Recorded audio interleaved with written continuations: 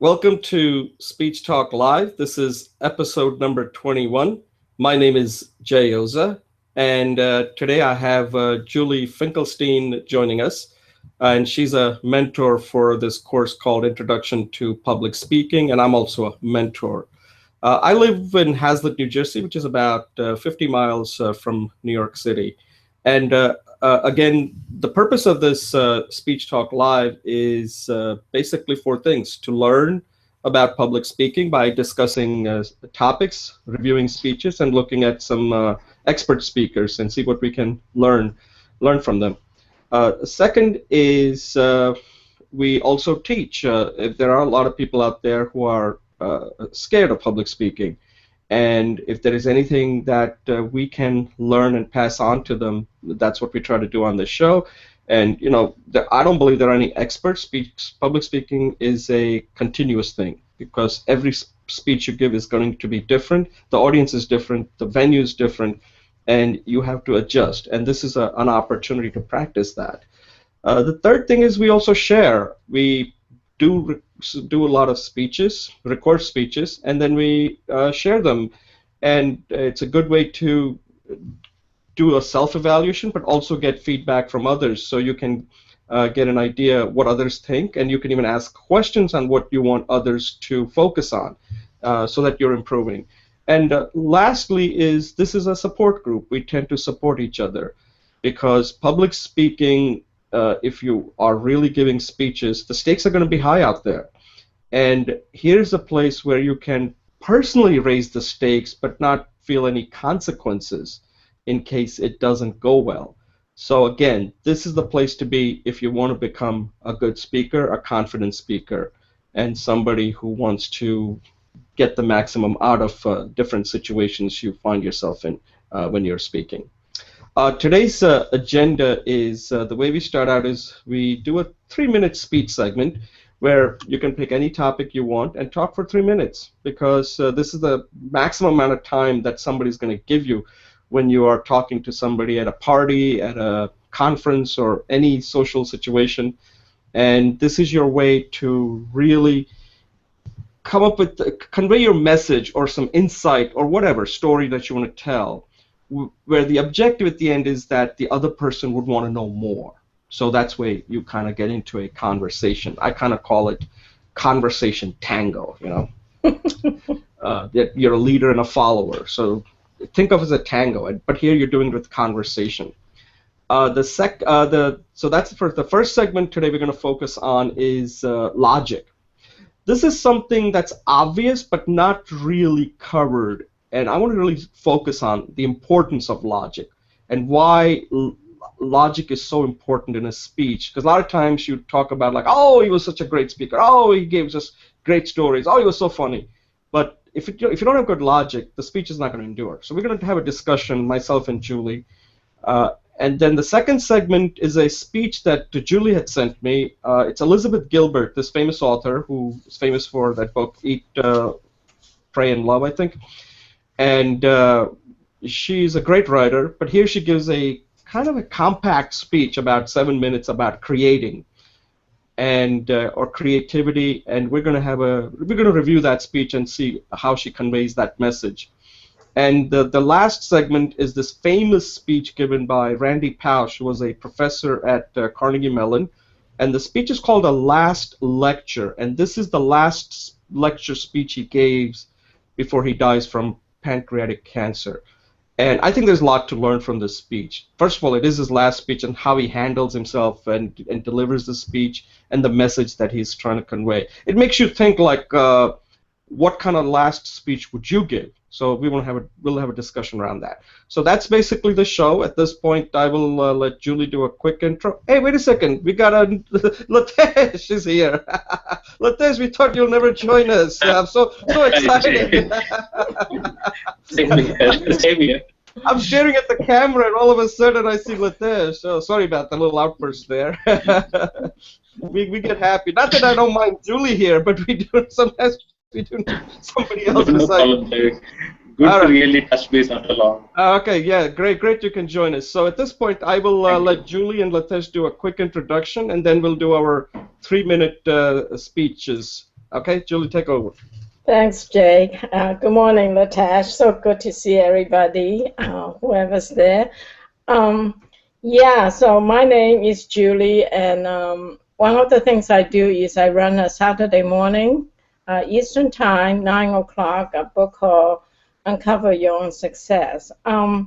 It came out of the public speaking idea that some people have trouble speaking and even making up words. So we read and then we discuss. So kind of like a warm up. And tomorrow's topic is going to be probably Stephen Covey's famous circles of concern and the circles of influence. And we just have a major milestone. We finished our first book, which is Search Inside Yourself. And now the next book we'll be moving to is a rather esoteric book, but it was suggested by a member. So we're going to read "I Am a Strange Loop," which is actually a follow-up of by the guy who wrote the book about Goethe. What's it? The whole thing about how the self looking into the self. So it'll be interesting. Thank you. Okay, I'll introduce myself. Thanks, Julie. So, hi, Jay. So my name is Latesh Balakrishna, and I'm based out from India. The southern part of India is a place called Kochi. I work in the software industry as a project manager, and I have got plenty of opportunities since I'm in this field to travel and explore the world. My hobbies are like running, fitness-related activities. I participate in marathons too, and reading and be updated. I take this opportunity to join this forum along with Jay, Julie, and today we don't have Saumin with us, but normally he also joins us. So otherwise, it's a really constructive area wherein we can improvise on our public talking skills. And it's really good to connect like this every weekend at the end of the week when you're having a hectic week schedule, and then at the end you can actually unwind, discussing a lot about various topics, and it's really great to be here talking to the team and getting constructive feedback and scope for improvements. It's a gradual process, but it is really fantastic to be part of this particular forum. Thank you. Yeah, thanks, Latesh. So let me just emphasize what Latesh just said, that most of us, I don't know about others, but myself, I don't get a chance to discuss the topics that we pick for this show. Other people are pretty busy, and it's very difficult to devote like even 15 seconds and have this type of discussion. So these are the kind of discussions that we need to have, these type of conversations. A lot of the conversations we have tend to be mostly small talk, or as I call it, mid talk, which are current events or work related. We don't really get to talk about topics that require some deep thinking and where you have to give your opinions on it. So this is the only opportunity I get in a week. Otherwise, it's rare, unless I talk to one of my friends from North Carolina, we get to talk about politics. So if you want to become a good speaker, public speaker, you have to first get comfortable talking about topics that are going to be a little bit involved. And here's an opportunity to do it. So this is something that I just wanted to emphasize what just Latesh said, that it's a time from that. And it's, again, no stress. There's no like, if you don't do well, nobody's going to get fired or kicked off the show. At least not yet. We haven't kicked off anybody yet, but you never know. That can happen. But so at this point, we're going to move to the 3-minute speeches. And again, this is something we created, an opportunity where you get 3 minutes to practice something that you are likely to bring up with somebody. And this is the way to do it, right? Practice 3 minutes, that's enough time, right? Get somebody really interested in what you had to say. So I'll go first, unless somebody else wants to go first, because I always go first. If you're not unmuting, I'll go first. Okay, nobody's unmuting, so I'll go first. So today I'm going to talk about the importance of speaking. And if you're watching this, you agree that speaking is very important. But let me just give you some some observation that I just recently made, and part of it is from the show, and part of it is also watching the television, especially the debates. If you are a really good speaker, you can turn things around so quickly. And this is something that I have seen, and also doing research. And let me just give you 3 quick examples.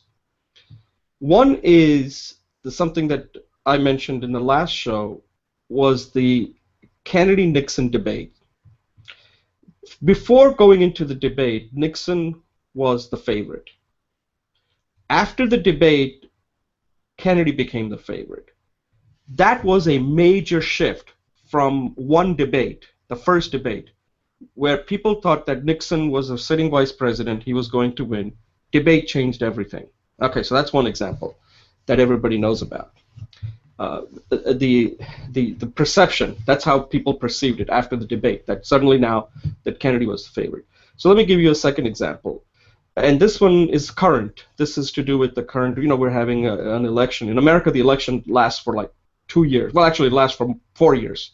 As soon as somebody gets elected, the next election cycle starts the next day. So anyway, there was a debate, the Republican debate, and there was this candidate named Carly Fiorina. Many of you may have heard of her. She used to be the CEO of Hewlett-Packard, and we're not going to go into the history. She was actually fired from that job, but evidently she's a great debater. In the first debate, she was, they called it the undercard, and she did extremely well, and she elevated herself to appear in the next debate with the main card, as they call it, with others. And she did well too in the second debate. So here again, we took a person who was so low in the polls, and from her debate performance, she elevated herself. So in that one debate, she went from somebody that very few people knew about her to suddenly somebody now people were like saying, hey, she could be a potential potential candidate to be has a serious shot to be a president. So again, how a debate can change a perception quickly. And just the most recent one was the debate, the Democratic debate between all the Democratic candidates, but especially Hillary Clinton and Bernie Sanders. Hillary Clinton is considered favorite, but her debate performance was so good that suddenly now people are dropping out. Today another candidate dropped out, and now there are only 3 left, and most people basically think it's already done. This race is already over. She's going to win. And that all changed with that debate performance. So again, this is our observation. Politics in a democracy is very transparent, and here you get a quick idea on how speaking can make a difference. And the same thing can happen to you, whether you're having a conversation with somebody, whether you're at work. Do not minimize the importance of changing things with the power of speaking. Okay. Julie, you want to go next? Yeah, thanks, Jay. So I'm going to talk a little bit about using logic and then breaking logic in terms of how to use it for in a successful speech, and also how you can approach life. So basically, logic is that you have a set of premises. So let's say we can just say honesty is good. It leads to being trustworthy. Okay, so let's say we want to make a speech on that. So the logic says honesty is good, and therefore you want to be honest. If you're dishonest, if you're dishonest, your life will have more problems. And then also you can look for honest people, and therefore your life is will be happier, and you have reliable friends. That's a pretty simple logic. And so in this case, I've shared with you the prima facie, the underlying assumption. When you look at, so how does this help you in making a speech or in listening to other people's speeches? In making a speech, you want to make your logics very clear, and then you want to follow through with the facts and the evidence and the thinking that makes that logic true. So here I can give an example. yesterday, a friend of mine called me up, and she was supposed to meet me somewhere. And when I texted her, she said, "Oh, I left you 2 messages, but the phone didn't connect." So she said, "You'll see that you have 2 contacts on your phone from me." So of course that's a very interesting thing, because we've been chatting on the chat box, and all of a sudden she wants to, she's calling me. So I checked my phone log, and there was no contact. So based on the argument, I could very easily share with you that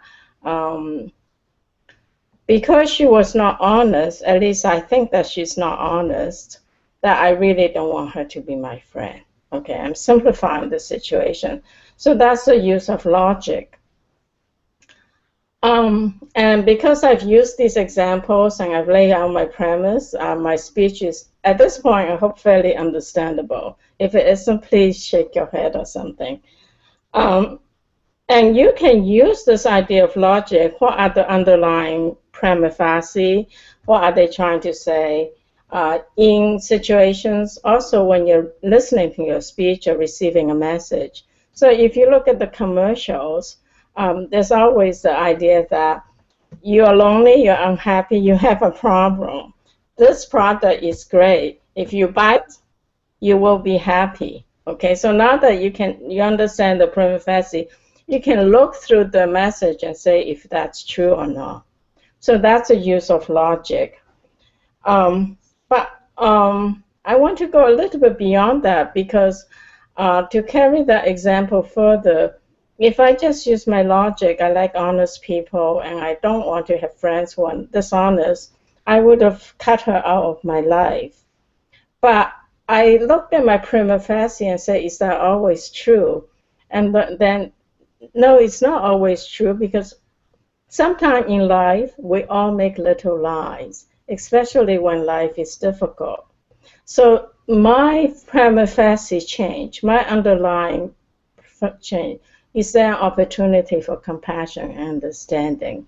So I don't know what happened, and it actually may be a technical error, but challenging my own prima facie, I'm opening up my heart a little bit more.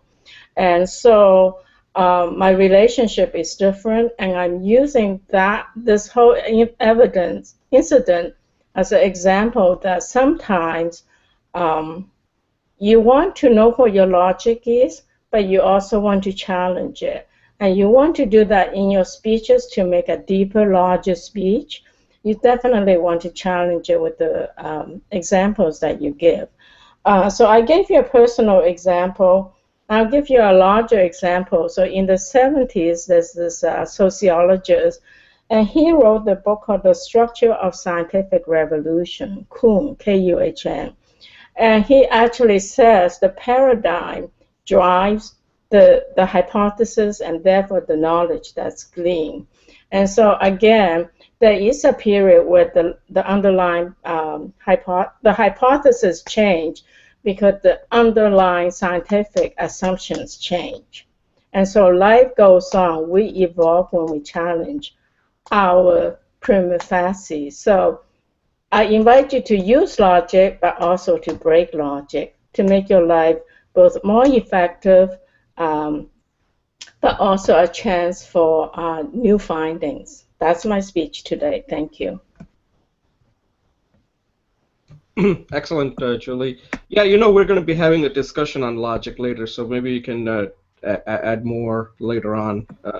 I'm sorry, I thought this was the logic speech. Oh, okay, that's okay, that's okay. We can revisit that again. Yeah, you can give more examples. Okay, okay. I was wondering why you didn't do a logic speech. It's coming. Latesh, go ahead. Okay, so I'm going to give a talk on uncertainty. The topic today actually influenced me to think about this. I just thought about speaking on this subject just about 10 minutes back. So I would just just introduce these concepts. Like uncertainty is something that we experience every day, every moment of our life. we have this by definition of uncertainty is like a situation in which we are fearing something which is not known, something that is no, not in our control. So there is this fear of uncertainty, fear of failure, fear of an outcome out of a decision that we are going to take. So from that angle, why is that this kind of fear sets inside, that fear of the uncertainty? So the main reason is that most of us, in fact, goes by this a plan for our life, right? So we have set expectations, we have set milestones. We think that at every phase, say when I reach 25, I should be this, I should be here, I should be earning so and so, my personal status should be so and so. When I reach 40, I should be here, I should be having so and so, this should be my assets, this should be my personal life, how it should be. I reached 50, I reached 60, we have defined our goals, we have set targets. Now, so we go by a specific schedule. At least most of us tend to go by that. But as such, life is not actually a project plan, or it's not like something that you can define and go by the rules. There are so many elements that plays into this facets of life. So what we decide today in the present state, probably we think so much like how it is going to affect my future state. If I decide on a particular decision, if I make a specific choice now, probably how does it impact my expectations? So if there is an expectation mismatch, how it is it that I'm going to play it along and make sure that I reach that particular target. So there are so many things going inside the mind. The fear that if we do something now, if we choose something now, if we accept something now, how is it going to impact us? How is it going to impact our expectations, our goals, our milestones, our plans? And then there is this set fear, this fear of, and we feel anxious, we feel a kind of hysterical about these decisions that we are going to make. So this kind of fear, it happens every aspect, whether it is in our personal decisions, in our professional decisions. There are things that is something that may not be in our control, but we are like trying to play along. We are trying to make a decision at some point, which sets which sets some kind of mismatch, and which causes this kind of a situation wherein we feel uncertain. So how do we actually solve this? My idea of solving this is to embrace it. That is, embracing uncertainty. Now, how do we do it? Just start with a clean state, and work towards it. Just start, just put out all your expectations out from and just put a clean slate, and how you can shift your perspectives. So accept what things are not in our control and see how we can actually work on them. We need to introspect ourselves, know ourselves. Probably we can bridge the personal and professional angle, bring some spirituality, meditate, think, introspect inside ourselves, how we can accept the changes and be more flexible. Maybe we can shift our focus to something that would actually trigger our emotions in a positive way. And probably we can be more comfortable in a discomfortable situation as well.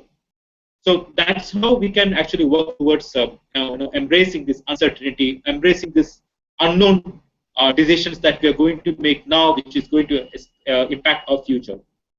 So that's about it. Thank you very much. Yeah, that was good. Yeah, you may want to add more when we review that Elizabeth Gilbert speech, because I think some of the things you just said might be related to how she handles it. And I don't know if she used the word uncertainty, but I think it's her whole concept of on how she goes back home. That's what she calls it, right? Going back home. It's loosely tied to that. I'm not sure it's exactly, but you can when we talk about that, you can add in and see if there was anything there she's talking about that has to do with uncertainty. I think there is, but we'll see. Okay, at this point I'm going to take a brief pause and we'll move to our first segment on logic.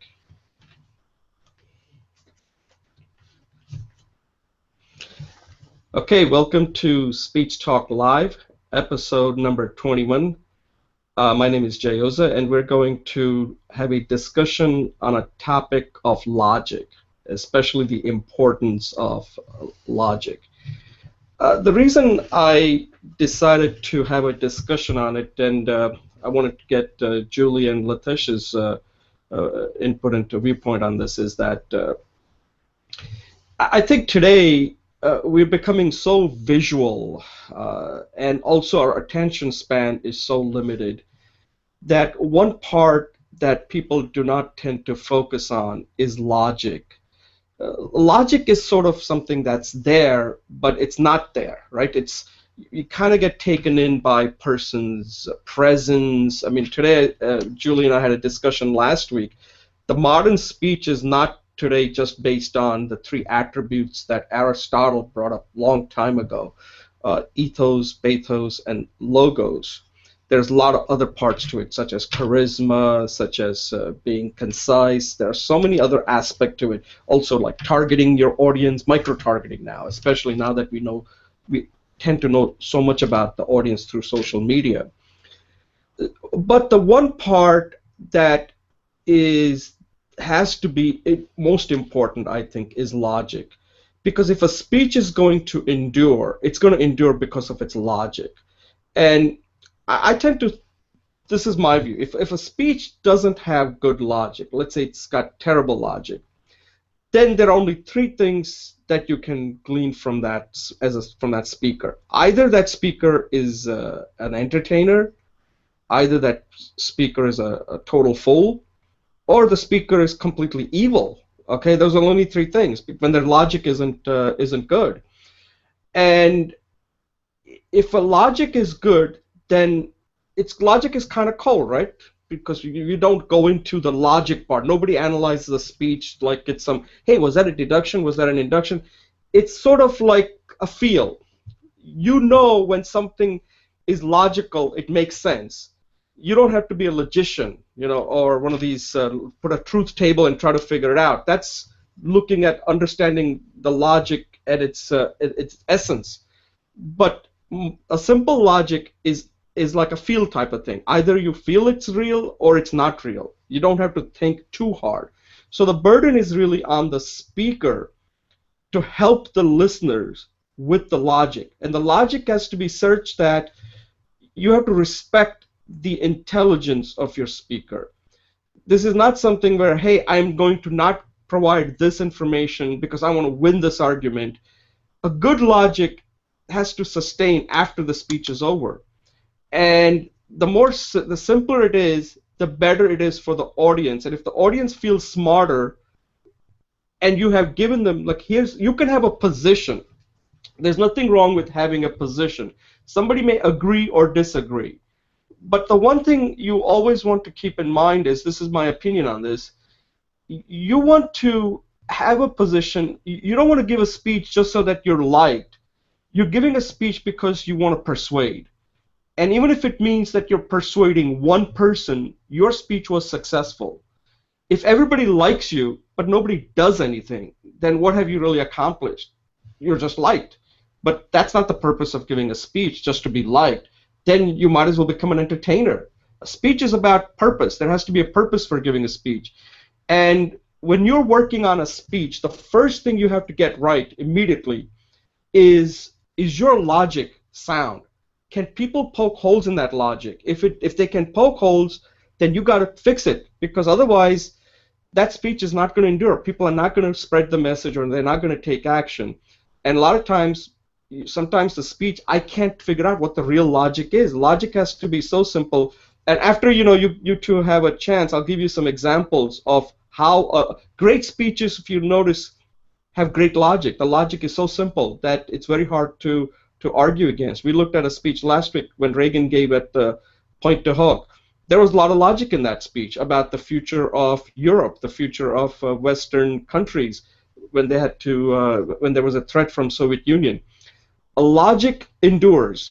If you're entertaining, after a while you'll forget it, you'll laugh at it, but it's not going to endure. And if you go through history, you'll find that great speeches are great not because the way they're delivered or all sorts of voice and all that. That's fine for today's age, but at the end of it, the key part of a speech, great speeches or even good speeches, it's a real good logic. Julie, you want to add more to this? Because you have given a lot of talk to logic, so What do you think of this? What do I think about logic in a speech? Is that the Yeah, like when you're working on a speech, because there are a lot of speeches given today. I'm not looking at logic from a academic point of view. I think logic is one of those things. I think we all understand when something is logical and something is illogical. But when it comes to public speeches, what do you do with the logic? Do you start with logic first and then say, okay, I think I got my logic right. Now let me work on seeing how I can accentuate that logic through stories, perhaps injecting humor. Because at the end, there is something you're saying, but the people have to believe what you're saying, and they're only going to believe you, or it's going to be long-lasting, or they're going to take an action if the logic makes sense.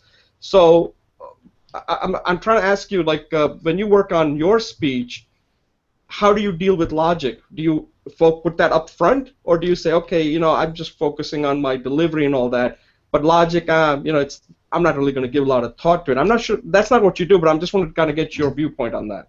Yeah, thanks, Jay, for asking. So I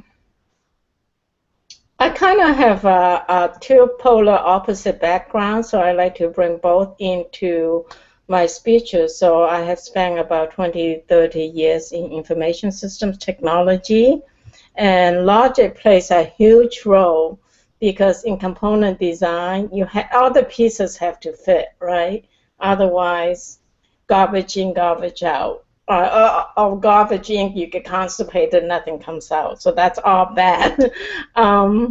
So there is a place for logic, but I'm also a very intuitive, inspirational kind of persona or personality. So the question I usually work with is about what makes you tick, actually the Gilbert speech is a great kind of thing which talks about what makes you tick, what is authentic.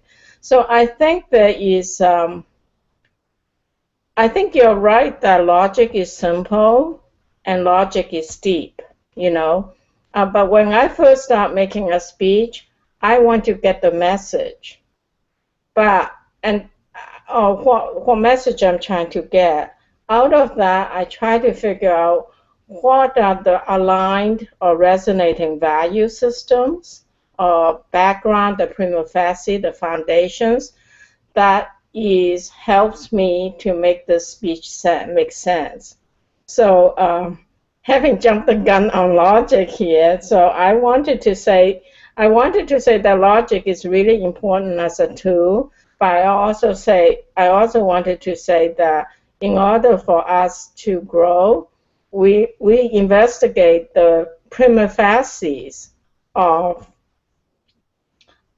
logic, right? The foundational things, the foundational value systems, the core value systems of society. So, to me, logic can be manipulated because of things like what is our foundational beliefs, what is our emotional triggers, and what makes us tick. What made Reagan's speech really great was the fact that he knew what our hot buttons were. He knew what our core values were. And he wanted us to, as you say, great speeches are persuasive. He wanted to persuade us to take this position in the global leadership role. And so, this is how I use logic. Is first I figure out what I want to say. Then I want to look at it and say what are the fundamental values that in society that I agree with or I don't. And then I take a position and I move forward. These days we talk about Cartesian logic is the mind. But as a human being, we also have a heart. So I think logic is a place when the heart speaks and the mind listens and organizes the thoughts so other people can understand it. That's what I think. Thank you. Yeah, no, that's good. That's good. Latesh, what are your views on when you're working on your speech? How do you deal with logic? Right. So logic is, I think, one of the three pillars, as you mentioned earlier, like what Aristotle had mentioned about the three main entities that defines the structure for any persuasive talk or any speech. From that angle, logic is very important because that establishes the credibility of how clearly the speaker is able to articulate, and whether the main objective or the main topic which he is focusing on, whether it is coming through to his to his talks that he's giving out. So it should be supported with some facts, figures, some kind of supporting evidences, which will help to the audience to identify what the speaker is willing to convey, and what exactly is the evidences that he's trying to showcase with it. So logic is very critical, and it's like it helps to define the outcome that the person is probably planning to, what he has set as a benchmark or kind of object of the particular talk or the speech.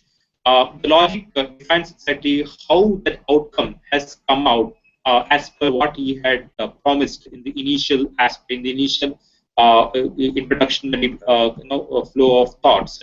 So it's important that logic is built in a step-by-step manner, and basically any discussion, whether it is a professional topic that is being discussed, or it is something to do with a persuasive talk, anywhere wherein we need to bring forth some key concepts, some key clarity in thought, logic helps to define that. And as in like what Julie just mentioned, that there is always a gap between what is logically correct from our normal thinking pattern and what could be ideally correct, which may not be, which may define the logic, but it may be the right thing to do at that point of time. So that's a call that the speaker has to take, especially when we are in front of an audience who's, because I've been here, I actually gave a small talk day before yesterday about a specific topic which was more of a technical line. So while discussing about that, I didn't have too much of strength in that area, but I was just going about discussing about that. So there were too many doubts being poked. There were a lot of questions being asked. So at some point of time, we need to defy the logic and put across some thoughts so as to put the particular flow in a different direction. So it's basically up to the speaker how you want to actually define the flow and possibly make the outcome as you desire it to be. So that's from me. Thank you. Yeah, no, those are excellent points. And the one thing you have to remember is that, and I think there's something you mentioned, that when you are coming up with your logic, it doesn't mean that everybody you're doing your best to explain the logic. Doesn't mean that the other person or the people that are listening are going to see it that way. That's fine. There's nothing wrong with that. But you need to figure out that there are things in your logic that logic is not like 100% you're right and 100% you're wrong, right? The other person is wrong. There's a spectrum in there. Everything is, there's like at some point there is this probability, like here's the things that I know, but I can't predict the future, but based on this is what I think makes sense, and that's part of the logic. Let me just give you a quick example on how logic changes things. And this is a little historical, but United States, there were three main speeches you can say that were given in the United States that you can tie on how this country has evolved. And I'm sure you can cite that with any countries. There are some speeches that everybody remembers because it kind of redefined the country. And with India, it was probably the speech that Nehru gave during Independence Day. That probably is one of the speeches. I'm sure there were others, but that's the one I can remember. And I don't know after that what other speeches have been given that redefined the country. But let me just give you the United States, for example. The first major speech that was given in the United States that everybody in this country, when you take history, you remember, is the one by Patrick Henry. This was in 1775, and the speech is commonly known as Give Me Liberty or Give Me Death speech, where in his speech he outlines all the things that the British are doing. And at the end he says that, we at this point, time for talk is over, it's time for action. And he ends his speech in a dramatic way. give me liberty or give me death, right? And in the beginning, people who there were not really sure that they wanted to go to war with Britain. They were like scared. They said, hey, we can still negotiate. The king will come around. King George III, I think was. He'll come around. But Patrick Henry knew enough of this. We've done this many times. At this point, you're going to have to act and go to war. And at the end, at that second conventional Congress meeting in Virginia, Richmond, Virginia, they decided that it was time to go to war. So that's how United States got started, with that speech, okay? Then the next major speech that came in the evolution of this country was the Gettysburg Address by Lincoln. Now, at that speech, this was during Civil War, where Lincoln kind of reframed the whole the message at that time. And he kind of framed it because, remember, at that point there was a Declaration of Independence. The logic was that all men are created equal. And what Lincoln framed it, it's saying that he doesn't focus on who's to blame. This is bloody war, right? He kind of frames it around that this is an experiment, that America was an experiment, and we are testing that. He doesn't say that, hey, South, you basically caused this, or you did this, or you did that. There's no finger pointing. He's kind of saying that this is part of an experiment, and what this war is all about is a testing of that experiment, whether this experiment can still apply. And then, as he says, that the people who have made sacrifices prove that this experiment can continue, and it's a valid experiment, and our job is to basically make this country stronger and better. And that was the logic, and it worked. So that freed the slaves, so that was, you can call it version 2.0. The next major speech that came was Martin Luther King in 1962, I believe. And look at his logic, and I have to read this because this is just amazing. So Martin Luther King's logic is, if you look at that speech, everybody views that speech, I have a dream speech. But if you ever read the transcript of that speech, you'd be even more impressed. Forget about that dramatic, I have a dream. That's what everybody remembers. But here's his logic, and he's saying the following. That Abraham Lincoln, helped free the slaves, but they're still not free, the African Americans. They're still not free like the others.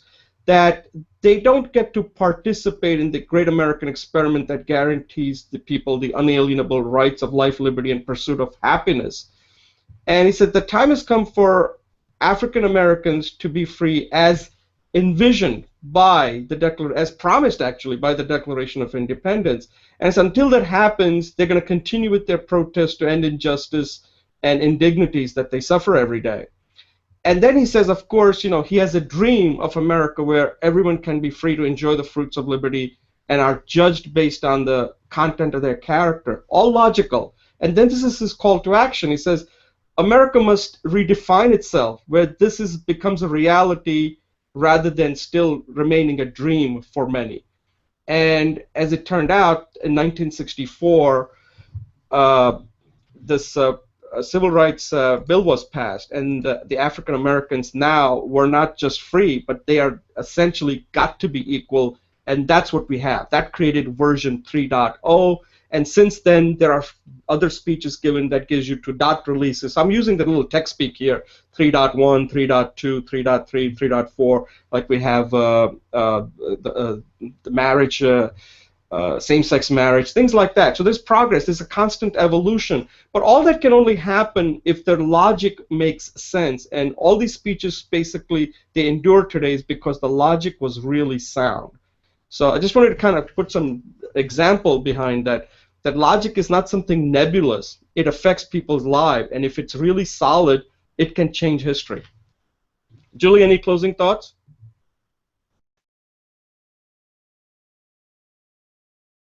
Yeah, I think that yeah, definitely you need some basis for you need the speech to be based in logic, otherwise people can't follow it. So thank you for this topic. Latesh, any closing thought?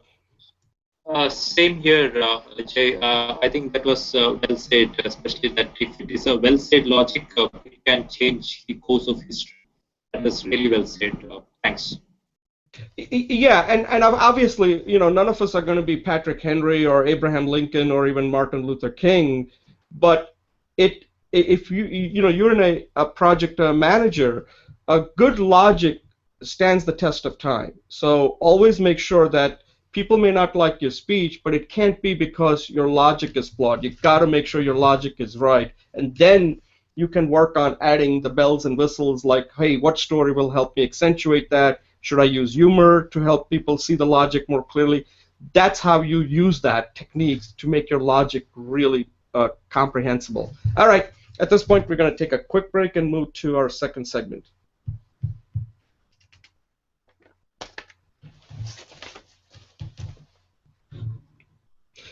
Okay, welcome to Speech Talk Live, episode number 21. My name is Jay Oza, and we're going to, in this segment, review a speech that was given, it's a TED Talk given by Elizabeth Gilbert, who's an author, famous for her book, Eat, Pray, and Love. I always get this mixed up. Is it Eat, Love, and Pray, or Eat, Pray, and Love? So I don't know. Maybe Julie will correct me. Julie, do you want to go first? I always tend to go first in this, and I end up taking too much time. So do you want to kind of set this up, and then we can comment on after you give us a little intro on this speech. Do you want to do that? Sure, I can do that. So Elizabeth Gilbert burst into our consciousness when she wrote the book Eat, Pray, and Love. And she's actually quite an inspirational speaker. And when she was in Chicago, she actually packed a major theater, maybe like somewhere between 500 to 600 people. She has written a new book, and I have not read it. And she's also in that community of people like Brene Brown. I don't know. I think Jay had given us shared a speech from her. It's all about how to survive how to be creative, and how to survive failure. So Brene Brown's message is feel the fear, feel the vulnerability, and leverage that into your creativity. And so Elizabeth Gilbert is similarly, she talked about being a waitress and then she wanted to be an author since her child, and this was her home. Home is where you feel comfortable. And for 6 years, she was rejected by every author, every publishing house. So every day she received rejection letters. And so she said she survived that. And then this great success come from Eat, Pray, and Love. And then similarly, she lost her home ground because she was no longer comfortable. And she knew that whatever she does will not have the same phenomenal outcome. But she wanted to write. So the question is, how do you sustain your own creativity? How do you do what you love? How do you come home, wherever that home is? And so that's the general overview of the speech. Since I have recommended the speech, I think this is a very short and sweet speech. And basically, I like her introduction. She basically started off with a humorous speech about these two old ladies came up to her, and then they kind of inverted it. They thought that she wrote the movie. She wrote the book from the movie, but actually it was the book that created the movie, right? And so I thought that was a nice way of doing the connecting as a speech. Also, I like it that her premise was very simple, and as Jay says, not only was there logic, but was easy to follow logic. Since we're doing this on logic, her basic speech was, I was a failure, I kept at it, I succeeded greatly, I was afraid of failure, rejection, but I overcame that because I don't care what the consequence is. I don't care about the outcome. I just want to do what I love. So her message is just do what you love and don't worry about the outcome, don't worry about the failure. So that was a very short and sweet message. I think she did a great job, and I think I think the message was entertaining. It was simple, and people can relate to it. She's very relatable. So in summary, she said, whether it's great success or great failure will bump you out of your home base. Whether you're greatly successful or greatly fail, you will feel like you're not at home. Find a way to get back home and do what you love. And I love that conclusion. So that's my introduction and my review. Thank you. Latesh, do you want to give your input? For me, Elizabeth Gilbert's speech talk was quite good actually. It was basically like wherein she had reached a particular stage, wherein like she's able to really very clearly identify what could be success and what could be failure. So she has already done that. So it doesn't really affect her if somebody is coming in and giving her a critical opinion, or if there is a set expectation wherein like something is probably not matching up to the expectations of what probably the audience or what the readers are looking at. But then she is not bothered by it because she has already reached that particular stage, and she tells that what is quite important is to identify where you're most comfortable with or where. So that's very important because for her, the home that she feels that she is comfortable and she feels happy and she goes back and she's connected is what she is really passionate about. That she thinks from her heart and she looks at the only piece of activity that when she does, she feels really good. So that's about writing. So back and forth, she goes to that particular exercise wherein like she's able to really overcome this kind of inevitable failures or expectations that she has, or any kind of anticipations that the probably the outside world might have. So again, she tries to draw an analogy between her situation, wherein she says that a person can go into two different states after a particular activity or exercise. So it could be either very successful or it could be like completely a failure. So in either case, it is how the world perceives at that particular situation of that personality. So if it is failure, as per what the society norm says, failure means the person is not really up to the mark. He is not probably doing it as per the expectation that the society has. Success, that means he has achieved what they feel is good. But finally, it's quite relative term. It's not exactly what we should think about what the society thinks when we do something, but it's about how you feel from inside. And even if it is a success or a failure, you keep doing it. You do what you feel passionate about. You keep going back to your home, or that is like for her, it's going back to writing, and then you feel actually not really impacted by all this kind of outside judgment. So it's a good talk, and I think it's quite impactful. And the only way, as she talks, as she says, is like to embrace this failure and create the love for your specific activity you're involved in. Thank you, Jay. Okay, thanks, Latesh. Yeah, so thanks, Julie, for this speech. And the book that she has written that I actually read is called Big Magic. In fact, I think I recommended that on the cohort. And the thing I like about Elizabeth Gilbert is I have not read that other book. I haven't read it. Eat, Pray, and Love. But the Big Magic book is excellent. After I read it, I just think after reading that book, I think my writing improved immediately because the way she writes is so clear. It's like water flowing through something, through going through rocks. That's how clear her writing is. It's really beautiful the way she writes. In this particular speech, I agree with it. The message that she's trying to convey is, and there are two schools of thought here, and her argument is that you should have a passion and follow that passion. but you're also getting another school of thought out there where people tell you that don't follow your passion. That's kind of foolish. She's in the camp here, says passion. That's how I've been able to that sustain you.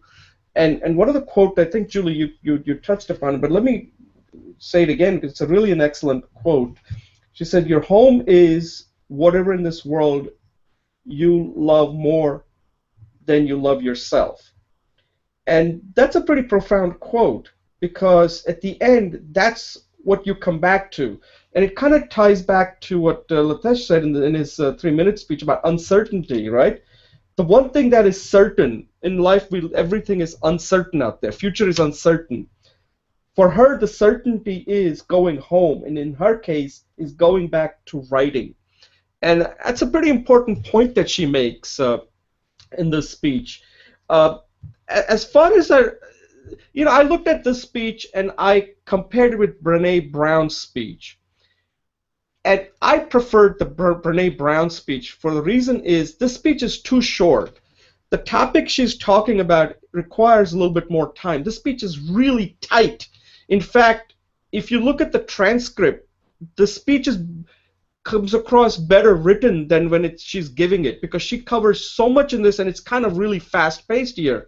But when you read the transcript, I don't know, when you go to TED Talk, it kind of walks you through when she's speaking and you can read the transcript. I always tend to do that. The transcript reads better than the speech that she gives. And I think the reason for that is that this speech requires more than just 7 minutes. This is a pretty deep message where Brene Brown, if you look at her speech, she kind of looks at both sides, people that are criticizing her, but then how does she overcome it? Of course, her speech was more like 22 or something like that, 22, 25 minutes. I think this speech, even though she covers a lot and it's quite effective, I think it would have been a better speech, in my opinion. How she could have made it better is if she had extended it a little bit more, and this is just my opinion, maybe you guys can tell me whether you agree or not, to let's say 15 minutes and kind of slowed it down a little bit and kind of like have a conversation with the audience. And that may not be her style. So again, I don't want to say that that's how she should have done it. I'm just comparing, since we do look at different speeches in this show. And when I look at Brene Brown, her speech was very conversational. You could pretty much kind of follow what she was saying. This speech, when I first viewed it, I didn't follow it. But then when I read it, and then viewed it, I was able to follow it. But in a real life, that's not what's going to happen. You got to basically get it on the first try. And with Brene Brown, I pretty much got her speech on the first take when I watched it. So overall, I think she's got a really great message, and she's a great writer. But in my opinion, I think she needed a little bit more time on this speech, more than 7 minutes. I think she gave the speech in 7 minutes. I think the speech needed to be at least 15 to 18 minutes in order to really get us to follow what she was saying. Julie, do you have any comments on that? Yeah, I think that's very interesting that you said that because she's a writer before she's a speaker, so maybe that's why. And the other thing is it takes about 20 minutes. Like when we do meditation, the recommendation is that it takes about 20 minutes for the body to connect. And I think you're right that Brene Brown is much more reachable and connectable because she is much more conversational rather than delivering a speech, and she used a lot more personal examples. I agree with you. Yeah, I think if you read the transcript, you'll find out that this is a really well-written speech.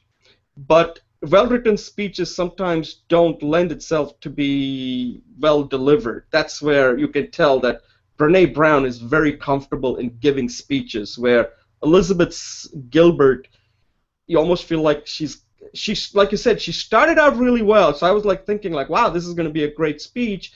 That first thing she did, if she had continued, like, make a point and then give some little anecdote, give some that, then it would have really worked well. And that's what Brene Brown tends to do a lot. And I was expecting more of that. Maybe that opening kind of thought put me in a loop, thinking that, hey, the rest of the speech is going to be like that. Because that made a lot of sense that, here she talked, even using the accent of these Italian women. But then the rest of the speech just became very serious, and I didn't get that connection that you get when you and again, the audience was like Brene Brown really got the audience into the speech. I didn't see that Elizabeth Gilbert trying that in her speech. And again, I don't know why that speech was 7 minutes, because typically TED Talks are close to 15 to 18 minutes long. So I don't quite understand that. Latesh, any closing thoughts? Yeah, for me, it was like I was very happy to see that it's only a 7 minutes long talk. So because I was like really running short of time and I had to rush for the program now. So and I just started about around six. I had a hour's time to actually prepare. So I just saw that the earlier talk was like a long talk, about 1 hour 16 minutes, and this was like 7 minutes. I said, wow, this is great. So I really actually I found it to be like yeah, Jay, you said it right. Like initially it started off quite on a humorous note. The way she spoke about those two ladies who came and spoke to her. But then yeah, slowly it became a kind of a very straight and serious talk. But then it was fine. It was actually driving home the message, and I really liked the way she spoke about the success and failure aspects and all. But yeah, it could have been done better, no doubt about it. But yeah, all in all, it was good. Thanks. Let me ask you this. Which speech do you think was, again, it's not a fair, but I'm just asking, if you're in the audience, which speech would have worked better for you? The Elizabeth Gilbert speech or Brene Brown? Which one would you like to, if somebody was giving you a speech, what kind of speech would work for you? Brene Brown's speech or Elizabeth Gilbert? For me, like it's like as long as the topic is getting synced in, as long as I'm able to understand what the discussion is going on, that would be more important for me. But yeah, if somebody is going to really keep me interacted, I mean, who is going to keep me engaged with the conversation, I think that's more important than the actual. Yeah, I think Judy, you're not on mute. So yeah, I think that's more important than actually looking at judging the speaker by how they are actually delivering it. Because anyway, it is a staged talk. They have got like around hundreds of hours preparing for this particular speech to be given on a wider platform. So it's and every person has a different style of presenting. So it's all about how the audience, how we are able to push ourselves to connect to that particular speaker. Julie? Thank you.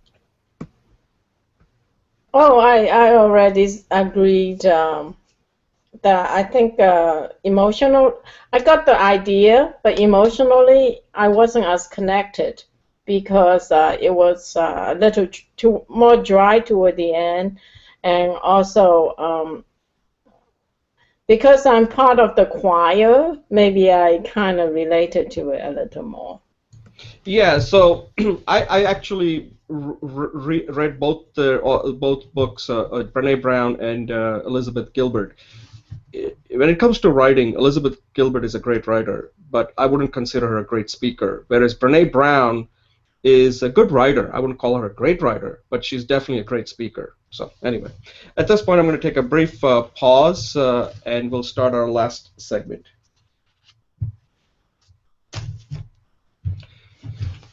Okay, welcome to Speech Talk Live, episode number 21. My name is Jay Oza, and we're moving to our last segment, number 3.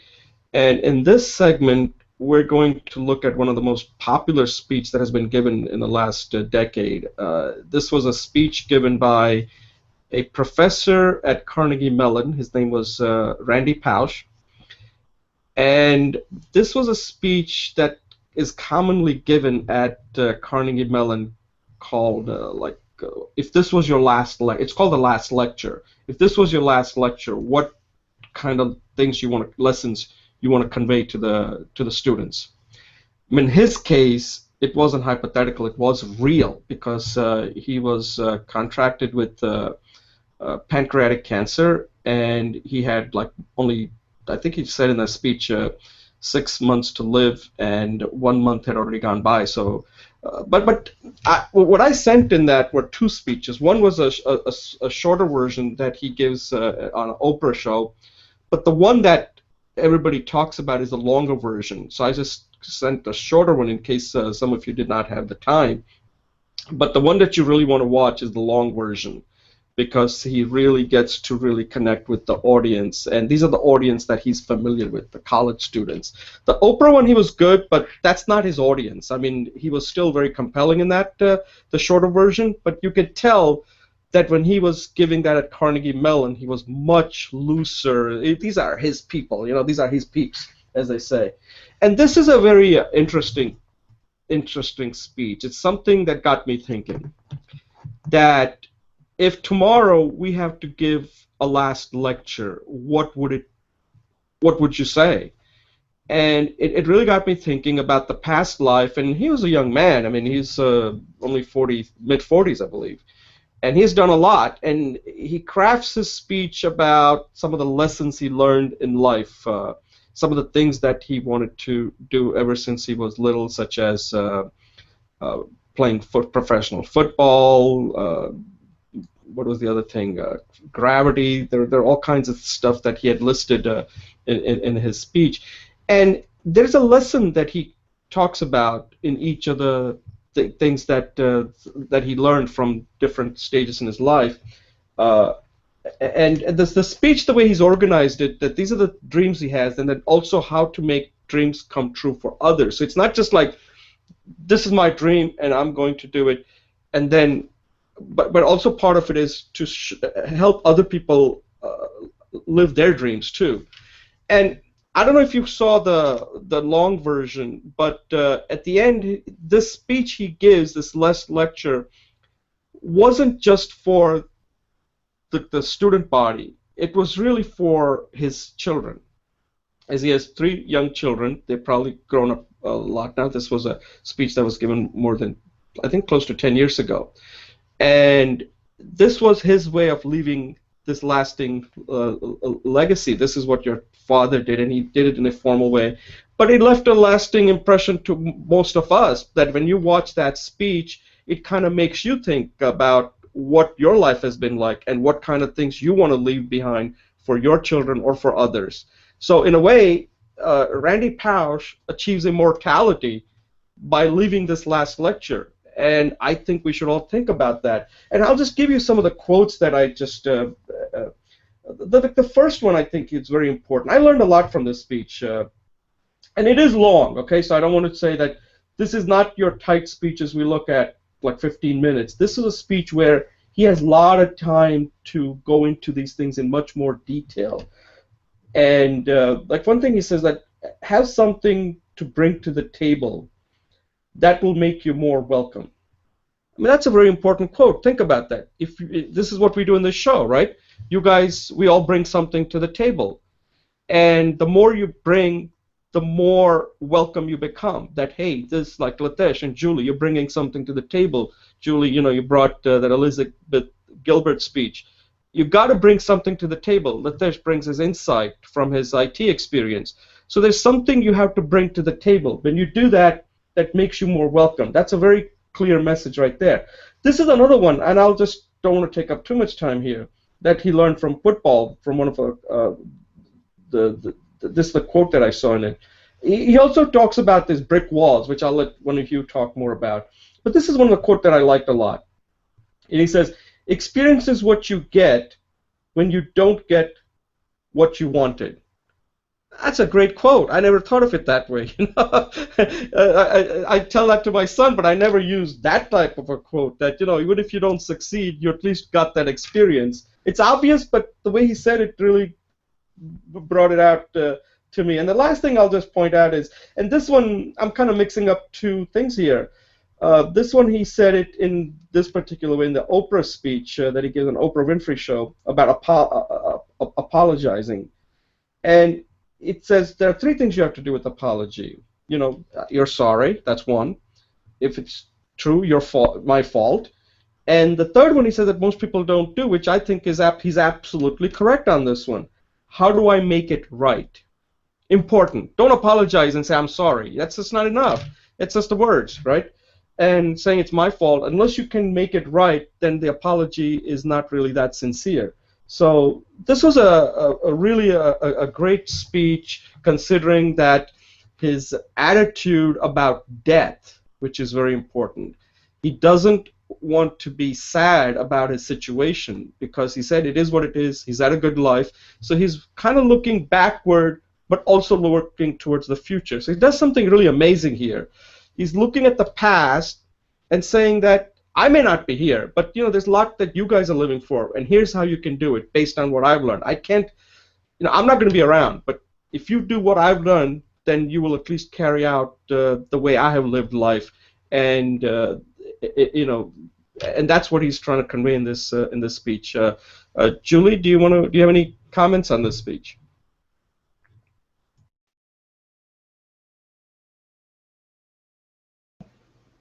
Yes, Jay, thank you. Thank you for introducing this speech. It was a very inspiring speech for me. Of course, he's obviously a great speaker, so I think one of the things that I really liked was when he, I kind of look at how people introduce themselves, and he basically put a paradox together, kind of just like make our brains go woof. And that is, he says, I'm dying. He shows the picture. And then he says, but I'm stronger than most of you. And he started doing push-ups. And I think that kind of like was a wake-up call. I think this whole speech is a wake-up call. So don't be morose. He chose not to be morose. And he's talking to us about life, about living his childhood, how he lived his childhood dreams. And then actually he shared with us lots of great lessons, right? And also he brought his parents into it. So one of the lessons was humility, right? And he says, here is how my mother introduces me. This is my son, the doctor, but not the kind of doctor that helps people, And another great example that he used was, I think he used humor a lot, because we talk about humor a lot. He says, mother is somebody who loves you unconditionally, even when you pull her hair. And then he shows a picture of him pulling his mother's hair. And then he shows a picture of her laughing. I mean, this was like great connection, right? Laughter, humor. And throughout it, he's telling us all these wonderful lessons, like choose to be Tigger. Do you want to be Eeyore? I have some personal reservations, because sometimes I think if you are Eeyore, you can't deny it, but that's my own personal thing. He gave another great example that people are more important than things, right? He bought a brand new car. He was going to take his nephews out for a ride, and the first thing he did was pour soda over the car, so the children realize that they are more important than the new car. And then the little boy had the flu and threw up in his car, and he wasn't shamed because of that. I think his not only does he tell you to in order to live your dream, he says just live your dream, right? Just do it. Don't worry about the income. But there were also lessons of persistence, where he actually wanted to do virtual reality and be an Imagineer with Disney, and it took him 6 years to do it. But there was also ingenuity or craftiness, because he wanted to experience zero gravity, right? So in order to do that, he had to finagle his way into that experience, and that's where he talked about bringing something in there. It was really heartwarming and heart-rendering, because at the end he said, I didn't make the speech for the public. I made it for 3 people. And then I think it was a great conclusive statement that brings all these teachings right into, that that's what really matters to him. And to witness that, we learned a lot, and we cared about what he cared about. So it was both a head speech and a heart speech. Thank you. Yeah, that's excellent, Julie. Latesh? Yes, thanks, Julie. Those were like very nice thoughts. I mean, about this particular video, which Randy Pausch had given. It was really, I think, I don't know if you, Jay and Judy, if you had actually seen the long version. Because actually, when I opened the link which Jay had shared, so I opened the long version initially. So I actually saw the entire 1 hour, 20 minutes of the talk, and then I saw that there's a 10 minutes link also, the shorter version. So I saw that also. So what I could see is like a slight change in the way he was actually his mood had shifted. The longer speech was actually given, I think, when the disease was initially, I think it was in the initial stages probably, and the shorter one was given at later phase. So there was a slight variance in terms of his mood. It was a bit more slightly, I wouldn't say aggressive, but he wants. I think there was a kind of a feeling inside him about why this has happened or something like that. I could connect that that kind of push that was coming from within. Latesh, Yeah. let me just comment on that. So that's just to clarify. So what happened there was that he had given that original speech that you see in the long version, and then it went viral.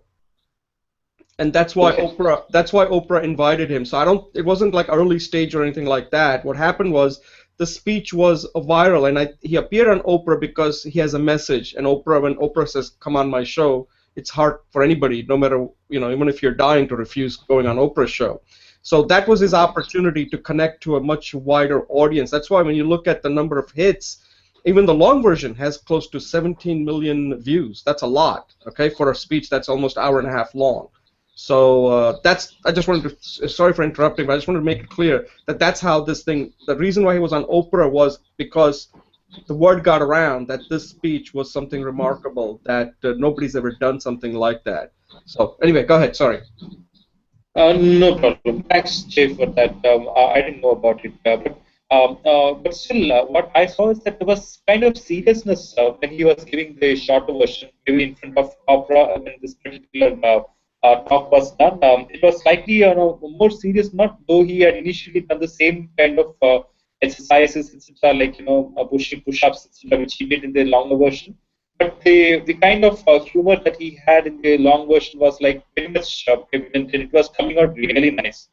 But yeah, it was in any ways the talk that he was that he was giving about his childhood dreams, where he had actually framed certain dreams, certain things that he wanted to do, and how he has achieved them. And he tells that there were brick walls that they are there for a reason. They let us prove how badly we want those things. So that was like really nice, nice way of putting across the critics, people who probably always keep saying, "Hey, you can't do that. This is not something that we know." So there are always people who would be putting out the negativities, would be giving out critical aspects to your dreams. But if you want something really passionately, you will be ultimately able to get through it. And then, like Jay, you mentioned about bringing the right things to the table. So that's also important, like how you deal with people, how you're able to, when you are really after something, right? You will be able to actually come up with some kind of an excuse or some kind of a method by which you'll be able to overcome that kind of a hardship as well. So you tend to become a bit more creative because that is so much inside you that you need to get it. You need to have that in mind. You have to achieve it. That you will do it. So that way, actually, he says that if you are really good and if you're really passionate and you just need to make sure that you keep doing it. And when you're pissed off, and he also tells about various learnings that he had when he was when he was interacting with teams from multiple areas. So one thing that comes to my mind is like when he said that when somebody told him, when you are pissed off or angry at something, just give some time so that there could be a reason why it is happening. So instead of blowing it up, probably just give it some time, and it will automatically come to a conclusion, or it will come to a logical stage later. And then probably when you cool off, probably you'll be able to clearly articulate what could be the reason and how it could have impacted. So and other thing, like Judy, you mentioned about what his parents taught him about people versus thing was really good. How he actually empties the soda can into the backseat of his car. just to show that it's not a living entity. It doesn't have emotions. It's just something to show off. So that's like a really a good thing. And also how he talks about having fun every day, be enthusiastic.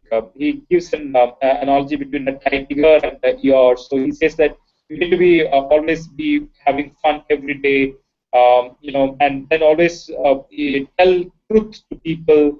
Apologies if you are wrong, if you have hurt somebody, just be apologetic in your attitude, and always try to mingle with people and try to show the good side. People will automatically show their good side to you as well, and always keep giving gratitude. I think that's most important.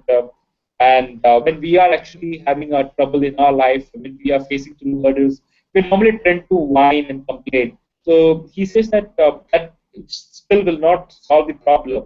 So what we need to do is like just concentrate on your activities, work harder, and then karma, the law of karma will automatically play. So instead of complaining and whining, we should be focusing more on our day-to-day activities and just give more than 100% towards the work that we're doing.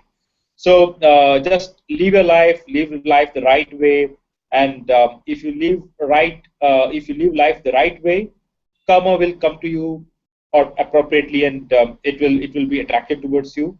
And finally, the way he actually dedicates this particular talk to his three kids, and then they will remember this talk when they grow up and they are watching this show. So that was like really emotionally appealing too, and I found this talk to be one of the best talks that I have seen on this particular platform. And thanks, Jay, for sharing this.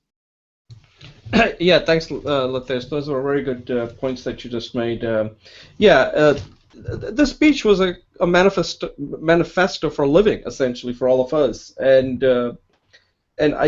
he's using himself as an example. I mean, even though this is not a religious speech, but in a way it was I thought it was kind of spiritual in many ways. I'll just say just a few things here. One is that he has this two message, right? Like when you're living a life and how to live that life, right?